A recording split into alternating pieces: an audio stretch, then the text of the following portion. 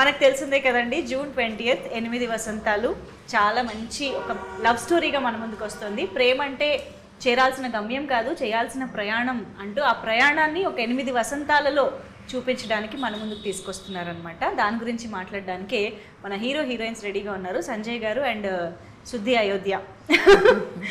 So yes, hearty welcome to you both of you. Thank you. So 8 వసంతాలు అసలు ఆ తెలుగు అచ్చ తెలుగు టైటిల్ని పలకడానికి కూడా ఎంత హాయిగా బాగా అనిపిస్తుందో కదా.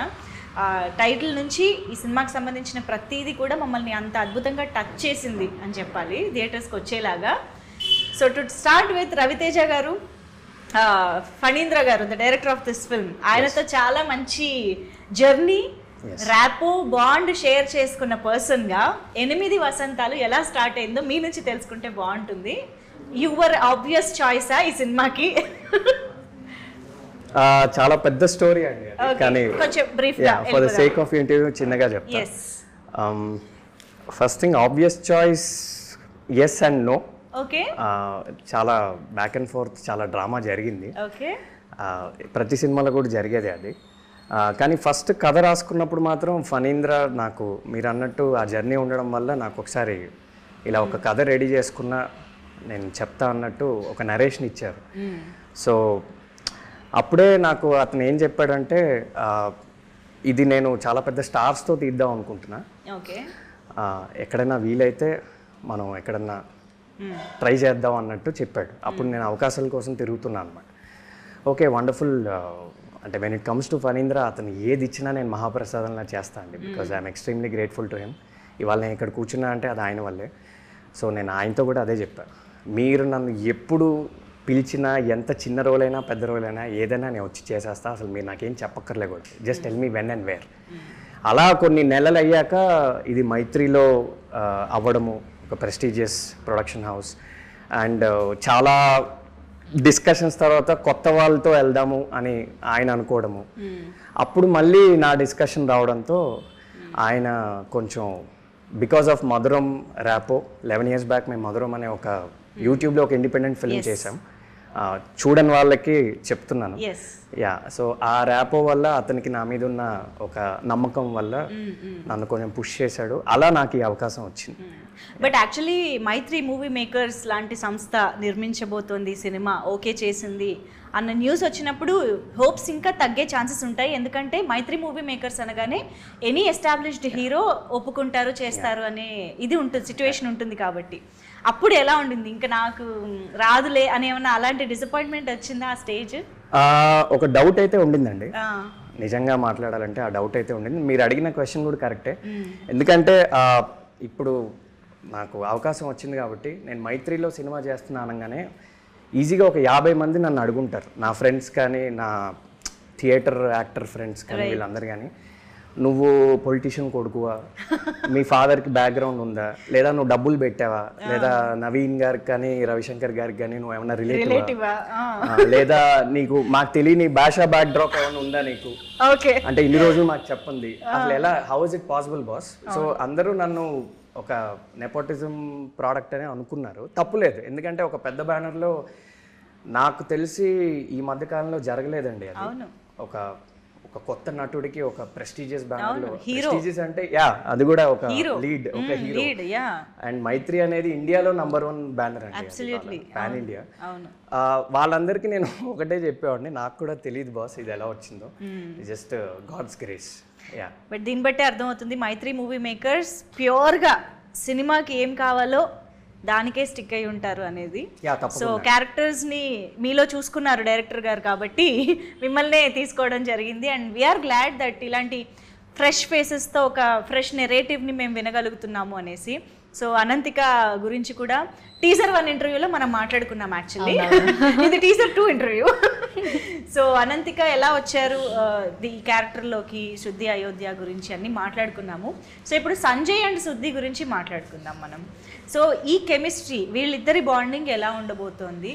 How is it different from Varun and Shuddhi? I think వరుణ్తో ఇట్స్ కొంచెం కూడా I think teen kind of అవుతుంది. ఓకే, అయితే కానీ that there is depth and everything. కానీ maybe I don't know, maybe the age or something, ఇక్కడ మీకు కొంచెం మెచ్యూర్ అవుతుంది. అండ్ సో డెప్త్, చాలా డెప్త్ ఉంది, చాలా లేయర్స్ ఉంది. ఇక్కడ I think little more pure, real అలా ఉంటుంది. టీజర్ 2లో ఒక డైలాగ్ వచ్చిందండి మొన్న, అది బాగా పాపులర్ అయింది ఆ డైలాగ్. ప్రేమంటే మనం చేరాల్సిన గమ్యం కాదు, చేయాల్సిన ప్రయాణం అని. మా love story track pretty much ఆ డైలాగ్లో కన్వే అవుతుంది.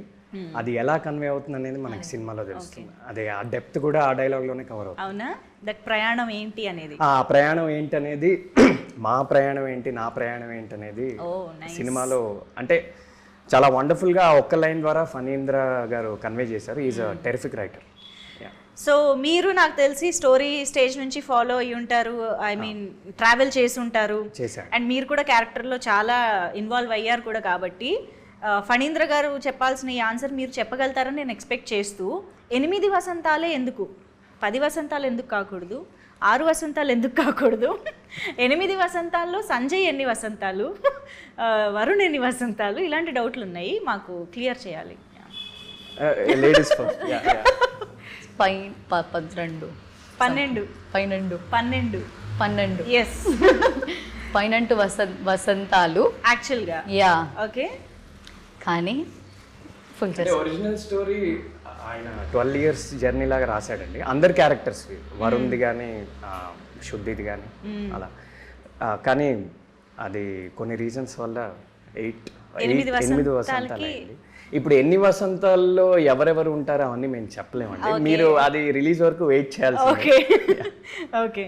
సో వసంతాలు కి సంబంధించి మన సినిమాకి సంబంధించి ఒక డైలాగ్ ఉంది, లైక్ అనుభవాలుని వసంతాలు అంటాము, 365 రోజులు లెక్క వేస్తే అది సంవత్సరం అవుతుంది అని. అలాగా సినిమాలో ఏమంటారు, కాలాలకి సంబంధించి లైక్ సీజన్స్ ఈ నెరేటివ్లో ఒక భాగం అవుతున్నాయి అని అనిపిస్తుంది టీజర్స్ చూస్తుంటే. లైక్ మనకి మాన్సూన్, వింటర్, ఫాల్, ఎవ్రీథింగ్ కనిపించిపోతున్నాయి. They are also part of narrative అని అనిపిస్తుంది.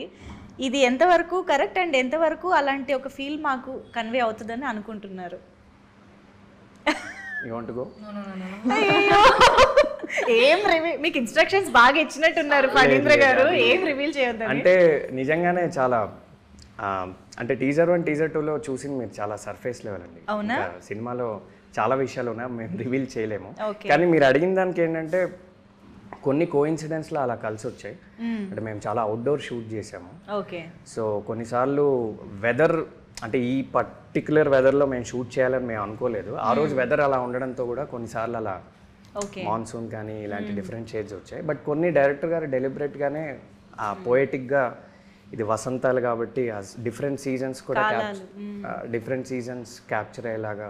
అంటే ఇప్పుడు మీరు ఆ పోస్టర్ చూసినా ఈ పోస్టర్ చూసినా చాలా కాంట్రాస్ట్ ఉంటుంది. ఎగ్జాక్ట్లీ. సో అది మనకి ఫాల్ లాగా ఉంటుంది, ఇది కొంచెం మాన్సూన్ లా ఉంటుంది. సో అది ఆయన అటెన్షన్ టు డీటెయిల్ అనేది కొన్నిసార్లు మనకు కూడా అర్థం కావండి. He's a genius. ఎందుకంటే ప్రతి సినిమాకి ఆ ఫీల్ రాదు. ఇందులో వచ్చింది అని అంటే డెఫినెట్గా అందులో డెలిబరేట్గా మన సినిమాటోగ్రఫర్ కానీ డైరెక్టర్ కానీ అనుకుని చేసి ఉండాలి, చూపించి ఉండాలి. మీరు ఈ క్వశ్చన్ రేపు ఎప్పుడైనా డైరెక్టర్ గారు ఇంటర్వ్యూ ఇస్తే అడగాలి, మీకు ఇంకా మంచి ఆన్సర్ దొరుకుతుంది. Absolutely, yes. సో ఇద్దరు రైటర్స్ ఇన్ ద ఫిల్మ్ కదా, like Sanjay is a writer and శుద్ధి ఈజ్ ఆల్సో ఏ రైటర్. ఇద్దరు రైటర్స్ లవ్లో పడితే, లేకపోతే ఒక రిలేషన్షిప్ అంటే ఎలాంటి కాన్వర్జేషన్స్ ఉంటాయి అనేది టీజర్ ద్వారానే అసలు మచ్చుక్కి ఉన్న 2-3 డైలాగ్స్తోనే మేము అర్థం చేసుకోవచ్చు. చాలా పొయటిక్గా, బ్యూటిఫుల్గా ఉండబోతున్నాయి డైలాగ్స్ అని చెప్పేసి. So how would it be, writers మధ్య కెమిస్ట్రీ ఏంటి, ఆ డైలాగ్స్ ఎలా ఉండబోతున్నాయి, what you have to say about it? Phanindra ఇందాక చెప్పినట్టు ఆయన ఒక టెరిఫిక్ రైటర్ అండి. అంటే తెలుగు భాష మీద ఆయనకి ఎక్స్ట్రాడినరీ గ్రిప్ ఉంది. గ్రేటెస్ట్ ఆఫ్ ద గ్రేటెస్ట్ రైటర్స్తో ఆయన పోల్చొచ్చు. సో న్యాచురల్గానే ఆయన నార్మల్ క్యారెక్టర్స్కే చాలా హెవీ, చాలా ఇంటెన్స్ తెలుగు డైలాగ్స్ రాస్తారు. అది ఆయన స్టైల్. మీరు మనుదో చూసుకున్నా, మధురంలో చూసుకున్నా అలానే రాస్తారు ఆయన స్టైల్. అది న్యాచురల్గానే. ఇంకా రైటర్స్ అనేసరికి ఇంకా చాలా హెవీ, అంటే హెవీ అంటే ఒక సొఫిస్టికేటెడ్ తెలుగు అనేది కొంచెం యూజ్ చేశారు ఆయన. అంటే సినిమా మొత్తంలో వేరే క్యారెక్టర్స్కి ఉండే డైలాగ్స్కి మా మధ్య ఉండే డైలాగ్స్కి కొంచెం ఒక చిన్న ఒక చిన్న రైటర్ ఎలిమెంట్ అనేది, ఆయన కూడా రైటరే కాబట్టి అది న్యాచురల్గా వచ్చింది. దానికి బెస్ట్ ఎగ్జాంపుల్ మనకి టీజర్ 2లో వచ్చిన 2 డైలాగ్స్, అమ్మాయిలకి రౌద్ర రసం కరుణ రసం. అంటే ఒక రైటర్ మాత్రం అలాంటి లైన్ వాడగలదండి, ఎందుకంటే మన నార్మల్ లైఫ్లో మనం అలా మాట్లాడడం కదా. బట్ ఒక ఆథర్ కానీ ఒక రైటర్ కానీ వాళ్ళకి ఆ భాష మీద కమాండ్ ఉంటుంది కాబట్టి అలాంటి డైలాగ్ న్యాచురల్గా వస్తుంది. అండ్ ప్రేమ అంటే మనం చేరాల్సిన గమ్యం కాదు, ఇది కూడా అంటే మీరు అడిగిన క్వశ్చన్కి ఈ 2 డైలాగ్సే బెస్ట్ ఆన్సర్. సో ఇలాంటి స్టైల్లోనే ఇంకా ఉంటాయి. ఈవెన్ ఆ ఆడదాన్ని అందానికి బియాండ్ గా చూస్తే సముద్రం అంత లోతు కనిపిస్తుంది అనే ఒక డైలాగ్ కానీ చాలా ఉన్నాయి ఇందులో. సో అలా వెతుక్కోవచ్చండి డైలాగ్స్. చాలా డైలాగ్స్ సినిమా రిలీజ్ అయ్యాక చాలా పాపులర్ అవుతాయి, చాలా వైరల్ అవుతాయి. వాట్సాప్లో వీటిలో స్టేటస్గా కూడా పెట్టుకోవచ్చు చాలా. Yes absolutely. అండ్ ఆయన డైలాగ్ ఎలాగో గుర్తు చేశారు కాబట్టి, సో అమ్మాయిలకి కత్తి పట్టుకునే రౌద్రరసం కంటే కన్నీళ్లు తుడిచే కరుణ రసం ఎక్కువ నచ్చుతుంది అనేది Shuddhi opinion, right? What is Anantika's opinion? Which నవరసాలలో ఐ ఆల్సో ప్రిఫర్ కరుణ రసమా? కన్నీళ్లు తుడిచేవాడు కావాలా? ఓకే, అమ్మాయి కూడా అడుగుదాం సంజయ్ని. ఐ థింక్ నాకు తెలిసి అబ్బాయిలు ఏ రసం కోరుకోరండి, జస్ట్ కొంచెం అమ్మాయి మనకి కేరింగ్గా ఉంటే చాలు, మనల్ని బాగా చూసుకుంటే చాలు. నాకు తెలిసి నేను అలానే ఉంటాను, నా ఫ్రెండ్స్ అందరూ కూడా అలానే ఉంటారు. అంత పెద్దగా ఎక్స్పెక్టేషన్స్ మాకేం ఉండవండి. ఎక్స్పెక్ట్ చేసేది మాత్రం దొరుకుతుంది అంటే అమ్మాయిలకు ఉంటే లేదు నాకు తెలియదు, బట్ మాకంత ఇవాళ రేపు అయితే మాకంత ఎక్స్పెక్టేషన్. శాంతరసం కోరుకుంటారేమో కదా మీరు? అది మాత్రం తప్ప. అర్థమవుతుంది. థ్యాంక్స్, మీరు ఒక గుర్తు చేశాను, మంచి ఆన్సర్ యాడ్ చేశారు. అర్థమైంది. అక్కడ నుంచి ఫైనల్గా వచ్చింది ప్రశాంతత. Okay, so after 11 years director గారితో మీరు మళ్ళీ వర్క్ చేసే అవకాశం దొరకడం, అఫ్ కోర్స్ నాకు తెలిసి మీరు ఆన్ అండ్ ఆఫ్ కలుస్తూ ఉండొచ్చు, డిస్కస్ చేస్తూ ఉండొచ్చు, బట్ ఆన్ సెట్స్ ఆయన డైరెక్షన్లో వర్క్ చేయడం అనే ఎక్స్పీరియన్స్ మళ్ళీ ఇన్ని సంవత్సరాల తర్వాత దొరికింది మధురం అనే షార్ట్ ఫిల్మ్ తర్వాత. సో వాట్ చేంజ్డ్ అప్పటికి ఇప్పటికీ? ఎలాంటి ఎక్స్పీరియన్స్, మీ ఎక్స్పీరియన్స్లో ఎలాంటి మార్పు వచ్చింది? ఇది నన్ను చాలామంది అడిగారండి, ఎందుకంటే మీరు అన్నట్టే ఆ 11 years జర్నీ వల్ల. అగైన్ ఇది ఒక ఎస్సే ఆన్సర్, నేను కొంచెం చిన్న పారాగ్రాఫ్లో చెప్పడానికి ట్రై చేస్తాను, కానీ ముందు ఒక కాంటెక్స్ట్ ఇవ్వాలి. నేను ఫణీంద్ర గారిని బ్యాక్ స్పేస్ అనే ఒక షార్ట్ ఫిల్మ్ చూసి నేను ఒక ఫ్యాన్ బాయ్ లాగా ఫేస్బుక్లో ఆయన అప్రోచ్ అయ్యండి. ఆ రోజుల్లో ఇన్స్టాగ్రామ్ ఇవేమి ఉండేవి కాదు. సార్, నా పేరు సో అండ్ సో, నేను ఒక షార్ట్ ఫిల్మ్ చేశా, ఇవి నా 2 photos, మీరు ఎప్పుడన్నా నాకు ఒక అవకాశం ఇస్తారా? Back space is a terrific film అట్లా. సో అలా 3-4 సార్లు వెనకాల పడ్డాక మొత్తానికి ఆయన ఒక అపాయింట్మెంట్ ఇచ్చి అలా ఒక 3-4 times డిస్కస్ చేశాక ఆ మధురం అనే ఒక ప్రాజెక్ట్ అయ్యి, అది ఆయన కలిసిన కాంటెక్స్ట్. అప్పుడు నేను ఫణీంద్ర గారికి ఒక ఫ్యాన్ బాయ్, ఎప్పుడు ఇలానే చూసేవాడిని, నేను సెట్ మీద ఇలానే చూసా, ఇప్పుడు కూడా ఇలానే చూస్తున్నా. 11 years తర్వాత ఏదన్నా మారలేదంటే నేను ఆయన్ని చూసే విధానం. అప్పుడు this guy is going to change Indian cinema అలానే చూసా, ఇప్పుడు అలానే చూసా. సో నా పర్స్పెక్టివ్ ఏం మారలేదు. ఇంక ఎక్స్పీరియన్స్ అంటే again going back to 11 years, నేను నా ఫస్ట్ షాట్ మధురంలో ఆయన డైరెక్ట్ చేస్తున్నప్పుడు రోలింగ్ కెమెరా యాక్షన్ అని చెప్పినప్పుడు నేను కూర్చుని ఉన్నా. చాందిని చౌదరి గారు ద హీరోయిన్, నేను డైలాగ్ స్టార్ట్ చేసా, చెప్తూనే ఉన్నా. అది ఒక 9 minutes సింగిల్ టేక్ అయింది. సో ఆయన టేక్ ఓకే అని చెప్పాడు. టేక్ ఓకేనా అంటే యా ఓకే అన్నాడు. షోరా అంటే ఒకసారి 2 minutes అలా ప్లేబ్యాక్ పైన చూసేసి ఓకే అన్నాడు. సో ఆ మూమెంట్ నుంచి, నా ఫస్ట్ షాట్ అది, ఆ మూమెంట్ నుంచి ఆ సినిమా ఎండ్ అయ్యే వరకు నేను బ్లైండ్గా అతన్ని సరెండర్ అయిపోయి. ఈరోజు అసలు ఒక ఫుటేజ్ కానీ ప్లేబ్యాక్ కానీ అంటే ఫణీంద్ర గారు ఓకే చెప్తే ఓకే, అంతే ఏదైనా. అసలు so the best thing about the experiences, అసలు సొంత బుర్ర వాడక్కర్లేదు. అప్పుడు వాడలేదు, ఇప్పుడు వాడలేదు. అండ్ ఆయన జడ్జ్మెంట్ కూడా అలానే చాలా స్పాట్ ఆన్ ఉంటుందండి. ఆయన చెప్పినవి చాలా జరుగుతాయి. ఈ సినిమా వల్ల నీకు చాలా గుర్తింపు వస్తుందని అప్పట్లో చెప్పారు ఆ మధురం వల్ల. అది అలా వచ్చింది. ఇవాళకి చాలామంది నన్ను ఆ షార్ట్ ఫిల్మ్తో నన్ను గుర్తిస్తారు.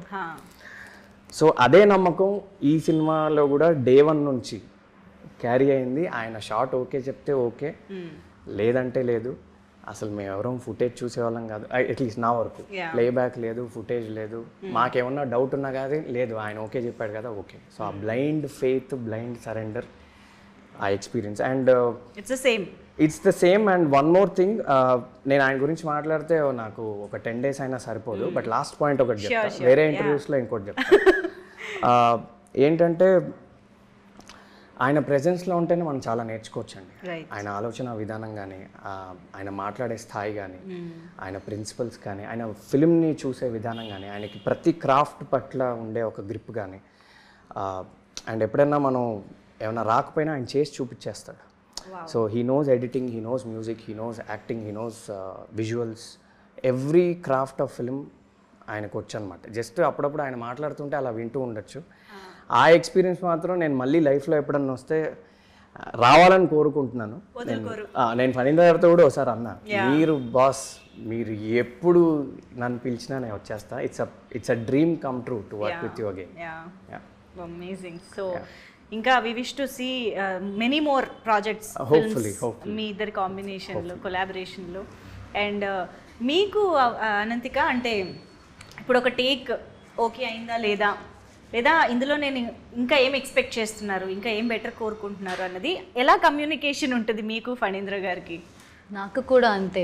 బికాజ్ ఏదైనా టేక్ బాగాలేదు అంటే సార్ ఏదైనా చెప్తావు, కానీ నేను కూడా అలా వెళ్ళి sir can I do it, ఒకసారి కూడా చేయొచ్చా, ఆర్ ఇది చేంజ్ చేయాలా, సజెషన్స్ నేను ఇప్పటి వరకు అడగలేదు. బికాజ్ సార్కి ఏం కావాలో అంతే చేస్తాం, ఇప్పటి వరకు అంతే. మీరు మీ అంతటా వెళ్ళి నేను ఇలా చేస్తా అలా చేస్తా అని ఏం లేదు. ఓకే, సో బ్లైండ్గా డైరెక్టర్ని ఫాలో అయిపోవడమే. సో మైత్రి మూవీ మేకర్స్ లాంటి ఒక prestigious, because if the scene came out చాలా మంచిగా అంటే he will just give a smile, అంతే. చాలాసార్లు ఆయన సెట్ మీద ఎలా ఉంటాడంటే సరిపోతుంది అంటాడు. ఓకే, ఎప్పుడైనా ఆయన జస్ట్ ఇలా కొంచెం ఇలా చిరునవ్వు, అంటే అరనవ్వు లాగా అలా నవ్వాడంటే మనం ఆ రోజు ఇంకా ఇంటికి వెళ్ళి అసలు చాలా హ్యాపీగా పడుకోవచ్చు. అలా ఎన్నిసార్లు, ఎన్ని రోజులు, ఎన్ని నిద్రలు వచ్చాయండి? కొన్ని వచ్చాయి. అంటే అలా ఆయన కొంచెం ఒక చిన్న స్మైల్ ఇచ్చిన రోజులు ఉన్నాయి. అవునవును, చాలా సార్లు. పర్లేదు, అంటే మేము అందరం కౌంట్ చేసుకుంటామండి, నీకు ఎన్నిసార్లు స్మైల్ ఇచ్చాడు. సో ఇప్పుడు వేరే యాక్టర్స్ మేమందరం ఎప్పుడైనా అవుట్డోర్ లో ఉన్నప్పుడు నీకు ఎన్ని సీన్స్ కి నీకు స్మైల్ ఇచ్చాడు, నాకు ఇంత ఒక కాంపిటీషన్ లా ఉంటుంది. ఓ నైస్. సో మేబీ ఆయన ఎక్స్పెక్ట్ చేసిన దానికంటే వచ్చినప్పుడు ఆ రియాక్షన్ వస్తుంది. అంటే మీరు బాగా చేస్తే ఆయన సరిపోతుంది అంటారు, సరిపోతుంది. మీరు టెరిఫిక్ గా చేస్తే ఒక ఎందుకంటే ఆయన అంత హై స్టాండర్డ్ సెట్ చేస్తాడు. అమేజింగ్ అందరికి. ఇప్పుడు ఒక ట్రికీ క్వశ్చన్ అడుగుతాను, అంటే సంజయ్కి వరుణ్కి కాంబినేషన్ సీన్స్ ఉన్నాయా? అది ఇలాంటి ట్రిక్ క్వశ్చన్స్ మీరు నన్ను అడిగితే ఎట్లా? ఇగో మీరే అన్నారు ప్రెస్టీజియస్ మైత్రి మూవీ మేకర్స్ అని. నా ఫస్ట్ ఫిల్మ్ ఇండస్ట్రీలో ఉండాలా వద్దా అండి? మీరు అసలు నన్ను పంపించేస్తారు ఇలాంటివన్నీ చెప్తే. ఇలాంటి ఇంట్రెస్టింగ్ ఆన్సర్స్ చెప్పాలి, ఉండాలండి. అయ్యో, ఉండాలి కాబట్టి అసలు సేఫ్ గా గేమ్ ఆడాలి మనం. మీరు నేను 2-3 సినిమాలు చేశాక ఇలాంటివి అడగండి, మేబీ కొంచెం ఇంకొన్ని చెప్పగలను. ఓకే సరే, ఫస్ట్ టైం కి దీనికి అంటే ఇండస్ట్రీలో నేను సేఫ్ అనుకున్న రోజు నేను చెప్తాను. సరే, వదిలేద్దాం ఇప్పటికి. So yes, I just want to know the experience, the incredible experience of working with Mythri movie makers. అసలు సెట్లో ఎలా ఉండేది? రవిశంకర్ గారు, నవీన్ గారితో మాట్లాడడం, వాళ్ళతో ఎప్పుడైనా ఇంటరాక్ట్ అవ్వడం, ఇలాంటివి జరిగాయా? ఎలా అనిపించింది ఓవరాల్గా? యా, సమ్టైమ్స్ రవి గారు use to come and visit and he use to set. అది ఒక మంచి ఫీలే కదా, అందరూ ఉంటావు. ఐ థింక్ నేను ఫస్ట్ టైం కాదు, ఇప్పుడు సీన్ మధ్యలో చూస్తున్నది. ఐ హ్యాడ్ అ సీన్ కొంచెం కదా, ఏంటో అది చెప్పొచ్చా అని నాకు తెలియదు. ఒక ఇంపార్టెంట్ సీన్లో ఉన్నప్పుడు సార్ వచ్చారు యాక్చువల్లీ. ఓకే, ఏంటో సార్ వస్తున్నప్పుడు ఒక ఫీల్ ఉంటుంది, సార్ వస్తున్నారు సార్. ఏం ఫీల్ ఉంటుంది? భయం ఉంటుందా? హ్యాపీనెస్ ఉంటుందా? కాన్ఫిడెన్స్ ఉంటుందా? అంటే చాలా రెస్పెక్ట్ ఉంది అంతే. భయం అయితే కాదు. భయం అయితే. రవిశంకర్ గారు is such a cool person. Yeah, for you? Limited interaction, అవునా? చాలా తక్కువ. ఆయన అప్పుడప్పుడు వచ్చేవాళ్ళు, వచ్చినప్పుడు ఆయన ఎక్కువ మాట్లాడరు, సైలెంట్ గా వస్తారు, ఒకసారి అబ్జర్వ్ చేస్తారు, వెళ్ళిపోతారు. కానీ అన్ని ఎవ్రీథింగ్ ఓకేనా అని అడుగుతావు నాతో ఓకే. సో ప్రొడ్యూసర్స్ కి మా అందరికంటే అట్లీస్ట్ నాకంత ఇంటరాక్షన్ జరగలేదు సో ఫార్. రైట్. రాను రాను జరగాలని కోరుకుంటున్నాను. Of course, after the success, Yeah, during the definitely. promotions, yes. So 8 వసంతాలు సినిమాలో డైలాగ్స్ కానీ, విజువల్స్ కానీ, క్యారెక్టరైజేషన్స్, వీటన్నిటి గురించి మేము ఎంత మాట్లాడుకుంటున్నామో, ఎంత ఇంప్రెస్ అయ్యామో, ఈక్వల్లీ మమ్మల్ని అట్రాక్ట్ చేసింది music of the film. Hesham Abdul Wahab గారి మ్యూజిక్ అంటే, అది కూడా ఒక లవ్ స్టోరీ అంటే అసలు ఇంక అది పండగ. లవ్ స్టోరీ ఫ్యాన్స్కి అయితే పండగ అనమాట ఆ జాన్రాకి. సో అలాంటి మ్యూజిక్ గురించి ఎంత మాట్లాడుకున్నా తక్కువే. బట్ మీ ఇద్దరి కాంబినేషన్ సాంగ్స్ గురించి ఒక్కసారి చెప్తే దాని తర్వాత నేను ఒక విషయం చెప్తా. అగైన్ రీసెంట్గా విన్నా, సో బ్యూటిఫుల్, చాలా బాగానే ఉంది. I think you gonna love it. Wow. Okay, రాబోతోంది, మేము వినబోతున్నామా? We are going to. నేను ఇంకా ఆ సాంగ్ వినలేదండి, అంటే తను ఏ సాంగ్ గురించి అయితే చెప్తుందో ఆ సాంగ్ ఇంకా వినలేదు. ఓకే. రేపు అందరితో పాటు నేనే వింటా. బట్ ఆయన మ్యూజిక్ అనేది ఇంకా ఆఫ్ కోర్స్ మీరు ఏ లవ్ స్టోరీ తీసుకున్నా ఆయన బిగ్గెస్ట్ అసెట్ ఆ సినిమాకి. అంటే హాయ్ నాన్న కానీ, మలయాళం హృదయం కానీ. సో అంటే నాకు నమ్మబుద్ధి అవ్వట్లే అండి, ఇలా నా వెనకాల ఒక పోస్టర్ ఉండి, మైత్రి అని ఉండి, హేషామ్ అబ్దుల్ వహాబ్ మ్యూజికల్ అని ఉండి, and my God father Phanindra. అంటే నేను ఎవ్రీ 5 minutes నేను రిమైండ్ చేసుకుంటున్నా, ఓకే ఇది నిజంగానే ఇది రియల్ అని. అంటే నా 11 years డ్రీమ్ అండి ఇది.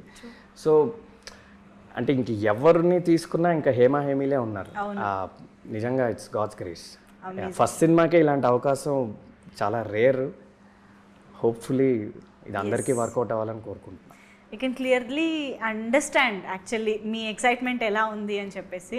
So we're also equally excited to watch the film and experience the film in theatres. ఎందుకంటే నాకు తెలిసి లవ్ స్టోరీస్కి ఏదో ఒక పాయింట్ ఆఫ్ టైంలో ఏదో ఒక డైలాగ్కో చాలామంది కనెక్ట్ అవుతూనే ఉంటారు కాబట్టి, రిలేట్ చేసుకోగలుగుతాం కాబట్టి ఈక్వల్లీ ఎక్సైటెడ్.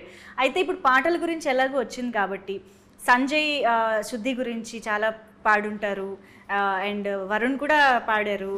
ఇలాగా మనం పని చేద్దాం. మీరు నేను చూపించే స్టార్స్కి ఒక పాట డెడికేట్ చేయాలి అని అంటే ఏం చేస్తారనేది ఇప్పుడు మన సెగ్మెంట్. ఓకేనా? సో మనం ఆ రౌండ్లోకి వెళ్ళిపోదాము. I will show you the picture of the star. So here we go. First Anantika బేసిక్గా మంచి సింగర్ కూడా కాబట్టి స్టార్ట్ చేసేద్దాము. Thank you very much. So first the కలల రాకుమారుడు of many girls, super star Mahesh Babu garu. I think Mahesh Babu song కదా, that song అదే నేను విన్నా యాక్చువల్లీ. దట్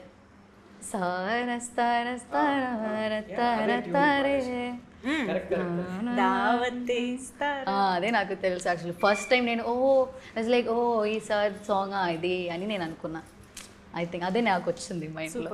సో ఇప్పుడు the icon star Allu Arjun గారికి which song would you dedicate? Maybe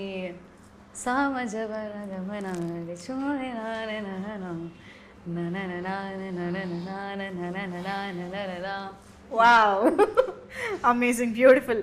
మన లవ్ స్టోరీకి దగ్గరగా ఆ సాంగ్ కూడా. ఓకే, అండ్ ఓకే, ఎక్కువ ఇబ్బంది పెట్టాను. ఇంకొక చడా. I love Radhe Shyam actually. Okay. So Radhe Shyam songs అంటే నాకు చాలా నచ్చింది.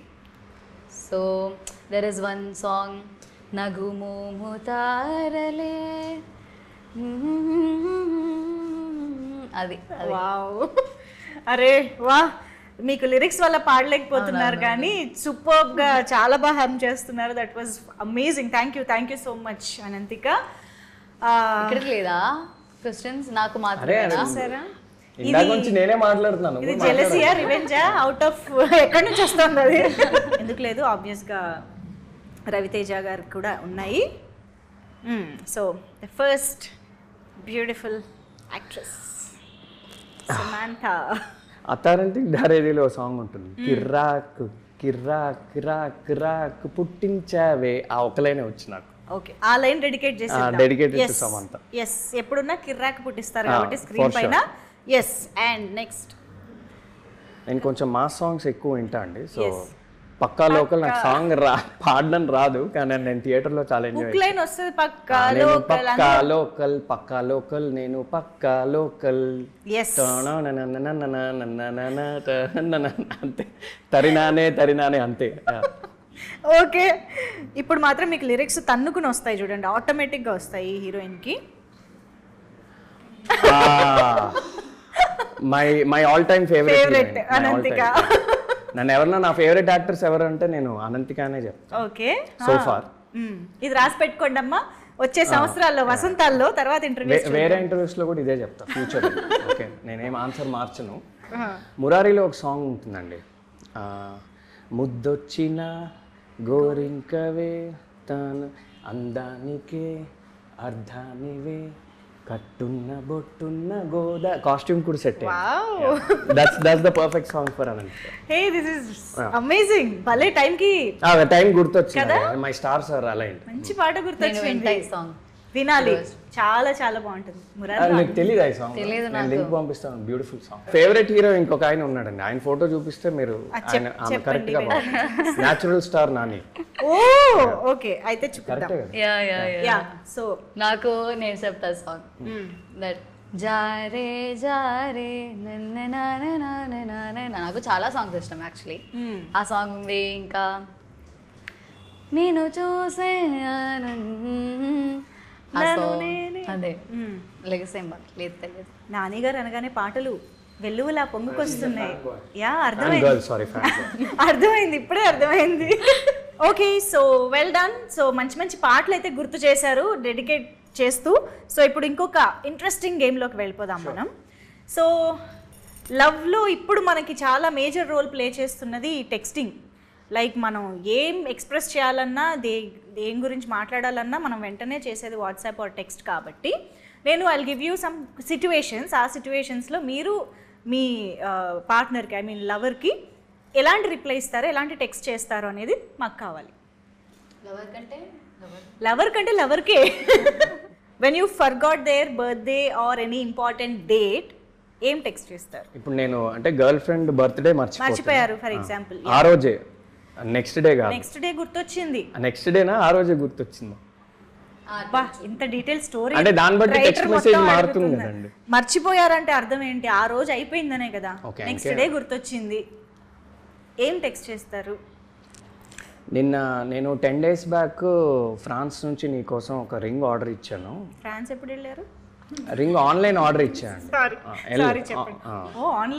ఆన్లైన్ ఆర్డర్ ఇచ్చాను, అది షిప్మెంట్ డిలేస్ వల్ల అది రాలేదు. నేను విష్ చేస్తే ఆ రింగ్ నీకు ఇచ్చే విష్ చేద్దాం అనుకున్నా, ఆ రింగ్ లేకుండా నా మొహం నీకు చూపిలేకపోయా అని చెప్తా. ఆ రింగ్ ఇవాళ వస్తుందని చెప్పి వెంటనే 3 hours లో ఎక్కడి నుంచో బ్లింకిట్ నుంచో ఎక్కడి నుంచో తెచ్చేసాను. మన్మధుడిలో నాగార్జున గారి డైలాగ్, స్వీటీ నీ కోసం కోటి నుంచి పట్టుకొచ్చాను, సంథింగ్ అదే అంటున్నా. చాలా స్కెచ్ చేశారమ్మా, 2 నిమిషాల్లోనే ఇంత స్కెచ్ చేశారంటే ఒక 24 hours లో ఎన్నేసి ఉంటారు. తప్పదండి, తప్పదు. డ్రై 1 word రిప్లైస్ ఇస్తున్నప్పుడు ఓకే కూడా కాదు, కే ఇవన్నీ వస్తాయి కదా, డ్రై 1 word రిప్లైస్. నేను రిప్లై చేయను, అది రిప్లై చేయదంట అనంతిక. రవితేజ ఏం చేస్తారు? మేబీ డైరెక్ట్లీ కాల్, రూడ్ కాదు నేను, మేబీ అంతే. చాలా పెద్ద మనసు అనంతిక. నా వెంటనే నా మెసేజ్ ఏముంటుందంటే, నా వల్ల ఏమైనా తప్పు జరుగుంటే సారీ అని చెప్పి అక్కడితో అది ఎంజాయ్ చేస్తా. ఒకవేళ తప్పు లేకపోయినా సారీ అనేది పడి ఉంటుంది కాబట్టి. Oh my God. ఓకే, చాలా మందికి చాలా ఇన్స్పిరేషన్ ఇప్పుడు మీరు. ఏదైనా ఆక్వర్డ్ మూమెంట్ అయినప్పుడు, జరిగినప్పుడు, అంటే ఫర్ ఎగ్జాంపుల్ ఇప్పుడు మీరిద్దరూ ఎక్కడైనా తిరుగుతున్నప్పుడు కనిపించి, అంటే ఫ్యామిలీ మెంబర్స్కి కనిపించడం కానీ ఇలాంటివి ఏమైనా అనుకోని సిచ్యువేషన్స్, ఆక్వర్డ్ సిచ్యువేషన్స్ ఏమైనా జరిగితే, బయట మిమ్మల్ని మీ ఫ్యామిలీ మెంబర్స్ చూసేసారు, కట్ చేస్తే ఎవరికి వాళ్ళు వెళ్ళిపోయారు, అప్పుడు ఏం మెసేజ్ పెట్టుకుంటారు? అంటే ఒకరికొకరు అంటే లైక్ మీరు మీ ఫ్యామిలీకి ఏం మెసేజ్ పెడతారు? ఫ్యామిలీ కాదు, మీరు మీ గర్ల్ ఫ్రెండ్. మన ఇద్దరము ఒక చారిటీ కోసము వెళ్తూ, నువ్వు ఆ చారిటీ ఆర్గనైజేషన్లో వాలంటీర్ అని నేను మా ఇంట్లో చెప్పాను. సో ఏం అనుకోకు, నెక్స్ట్ టైం ఎదురుపడినప్పుడు మాత్రం ధైర్యంగా yes she's my girlfriend అని చెప్తా. ఇలాంటి టెక్స్ట్ మీకు వచ్చినప్పుడు మీరు ఎలా రియాక్ట్ అవుతారండి? చారిటీ కోసం కలిసామని చెప్తే I want your reaction for this text, అంటే దిస్ పర్టికులర్ టెక్స్ట్ యాక్చువల్లీ. అంటే ఇంట్లో కూడా వెళ్ళి చారిటీ చేస్తున్నా అంటే కొంచెం పేరెంట్స్ దగ్గర లేదా ఫ్యామిలీ వాళ్ళ దగ్గర పాయింట్స్ పడతాయి. అయిపోయింది, చారిటీ కోసం ఈ అమ్మాయిని కలిసాను అని చెప్పారు తప్ప ఇంకా రిలేషన్ గురించి చెప్పలేదండి. How would you react if your boyfriend does this? It's okay. అయ్యా ఇంత మంచిది ఏంటన్నంత ఆ శాంతరసం అండి, ఇందాక మీరు అన్నారు కదా అమ్మాయిల్లో ఏం కావాలంటే ఆ శాంతరసం తనలో ఉందన్నమాట. శుద్ధికే కాదు, చూసే ఆడియన్స్ అనంతిక కూడా పడిపోయేలా ఉన్నారు ఈ ఆన్సర్స్కి. సో మీరే ఒక కాన్వర్జేషన్ స్టార్ట్ చేయాలని అంటే how would you start a conversation? First the senior Ravi గారు. ఇండస్ట్రీలో ఆమె సీనియర్ అండి. సో ప్లీజ్, నీది ఇది ఎన్నో సినిమా? 6వ సినిమా కాదు 4వ సినిమా. సో నువ్వు నన్ను ఇలా ర్యాగింగ్ చేయకూడదు, నువ్వే సీనియర్. మీది ఎన్ని ఇయర్స్ అండి? ఇది నా ఫస్ట్ సినిమా అండి. ఎన్ని ఇయర్స్ కాదు, ఇండస్ట్రీలో ఎన్ని ఇయర్స్ కాదు, సినిమా ఇదే first. Okay done. Yeah Ravi గారు చెప్పండి. How would you start a conversation with your girl friend?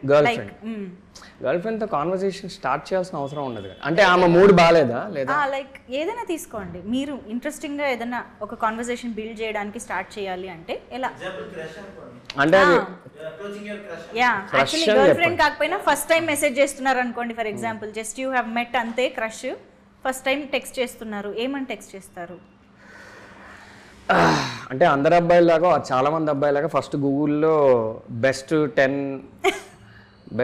First text messages to a girl అని ఏదో కొడితే, లేదా చాట్ జీపీటీలో ఏదో కొడితే కొన్ని వస్తాయండి. కొన్నిసార్లు ప్రతిసారి బ్రెయిన్ పనిచేయదు కదా, అందులో మనకి కొన్ని లైన్స్ వచ్చినప్పుడు మరీ కాపీ పేస్ట్ చేస్తే దొరికిపోతాం కాబట్టి అక్కడక్కడ కొన్ని పదాలు ఇదటు అదిటు వేసుకుని కొంచెం మరీ పర్ఫెక్ట్ ఇంగ్లీష్లో ఉన్నా దొరికిపోతాం కాబట్టి కావాలని కొంచెం గ్రామర్ మిస్టేక్స్ 1-2 వేసేసి అలా కొంచెం అటు తిప్పి ఒకటి పంపిస్తాను. అమ్మాయిలందరూ షాక్. ఇది ఐడియా రానప్పుడు, అప్పుడప్పుడు ఐడియా వచ్చినప్పుడు న్యాచురల్గానే ఏదో వస్తుంది కదండి. అంటే రవి గారి నుంచి ఎంతమందికి మెసేజెస్ వెళ్ళాయో నాకు తెలియదు, సో ఒకసారి చూసుకోండి మా ఫస్ట్ మెసేజ్ ఏంటని. మీరు చాలా ఇంట్రెస్టింగ్ ఉన్నారు, can I take you out for coffee, ఇది మోస్ట్ కామన్ అండి. కానీ ఇప్పుడు నేను అలాంటి మెసేజ్ పెట్టలేను, నేను కమిటెడ్ కాబట్టి ఎవరికి.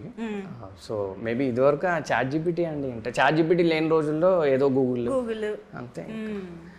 ఎక్స్పీరియన్స్ నాకు లేదు. అవును, అది మీ నుంచే వస్తుంది ఆ మెసేజ్ కాబట్టి.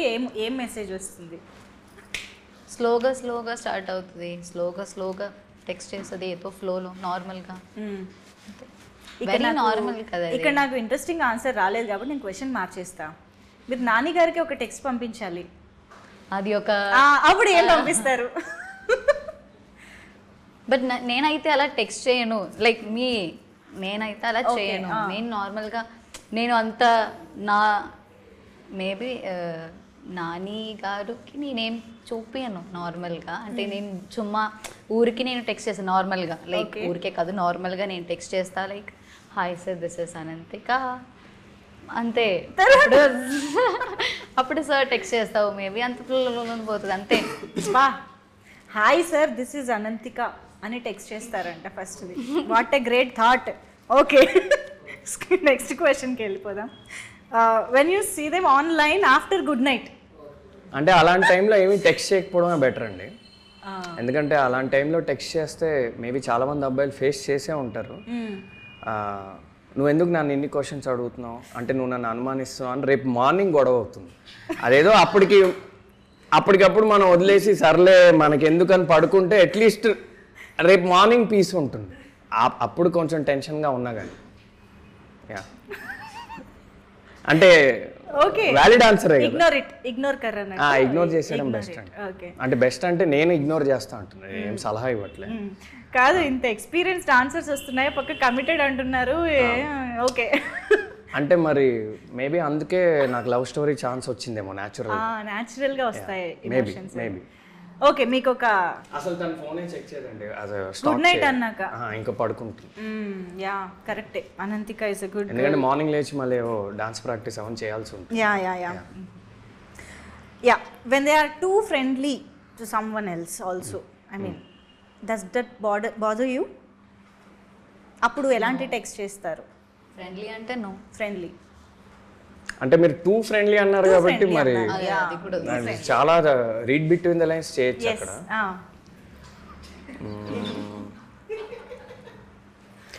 నువ్వు ఎవరితో అయితే టూ ఫ్రెండ్లీగా ఉన్నావో వాళ్ళకి నువ్వు కమిటెడ్ అని తెలుసు కదా అని ఒక క్వశ్చన్ మార్క్ అడుగుతా అంతే. అంతే, అంటే అది డిప్లొమాటిక్గానే అడుగుతా. ఓకే, ఏ టోన్లో ఏమి.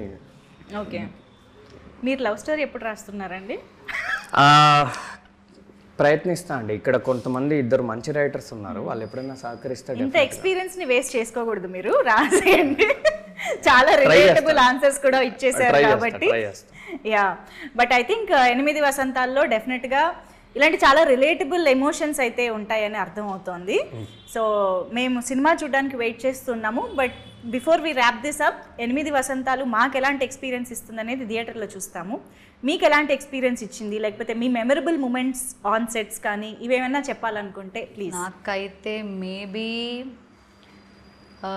లాస్ట్ డే అంతే. బికాజ్ లాస్ట్ డే మనకి ఇది అంత ఏంటి, వీఆర్ ఎండింగ్ కదా, ఎండింగ్ ప్రాసెస్లో ఉన్నా. అది ఐ థింక్ అది మనకి we are not able to digest that. Okay అవుతుంది షూటింగ్, అయిపోయింది, రేపు నుంచి మనం ఎవరు కలవను. ఏడ్చలేదు నేను. Okay, but you felt that ఏడవా అది. ఓకే ఓకే, కానీ వేరే రీజనా? Okay, last day it was very beautiful.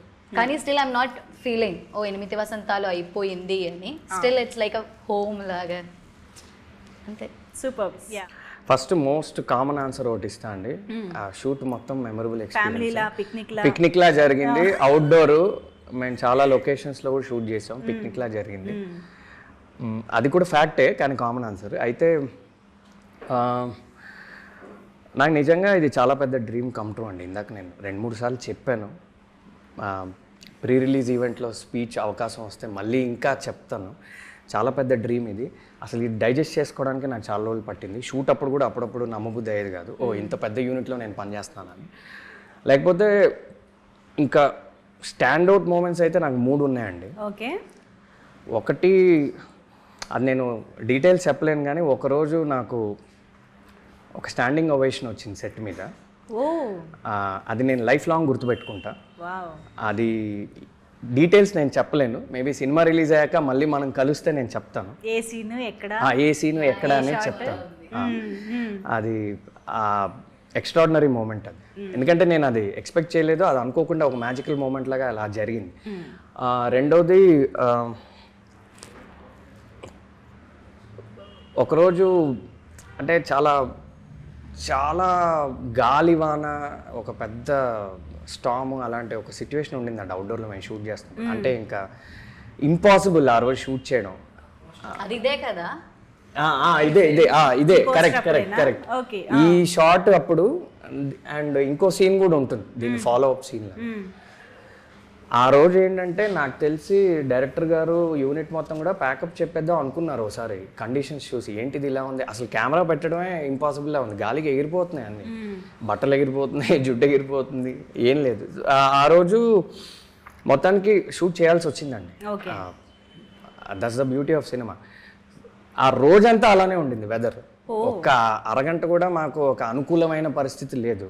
ఆ మార్నింగ్ నుంచి నైట్ వరకు షూట్ చేసాము, అనుకున్న సీన్ షూట్ చేసాము, అనుకున్న అవుట్పుట్ వచ్చింది. డైరెక్టర్ గారు సూపర్ హ్యాపీ. కొన్ని ఎక్స్ట్రీమ్లీ బ్యూటిఫుల్ షాట్స్ ఆ రోజు వచ్చాయి. అది ఆ రోజు ఇంటికి వెళ్ళాక అసలు నేనే నమ్మబుద్ధి కాలేదు, అసలు ఎలా జరిగింది వాళ్ళ షూట్ అని.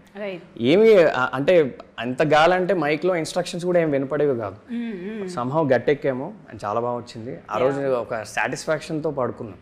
ఓకే, మనం ఒక ఛాలెంజింగ్ వెదర్లో కంప్లీట్ చేసాం. అది బ్యూటిఫుల్ మెమరీ. అది కూడా చూస్తుంటే మంచి బ్రీజీ ఫీల్ వస్తుంది. అండ్ ఇంకొకటి most importantly day 1 of shoot, okay అది ఇంకా లైఫ్ లాంగ్ గుర్తుండిపోతుంది. ఎందుకంటే నా ఫస్ట్ సినిమా ఫస్ట్ డే, అందులోనూ డే 1 నాకు చాలా పెద్ద సీన్ పడింది అనమాట.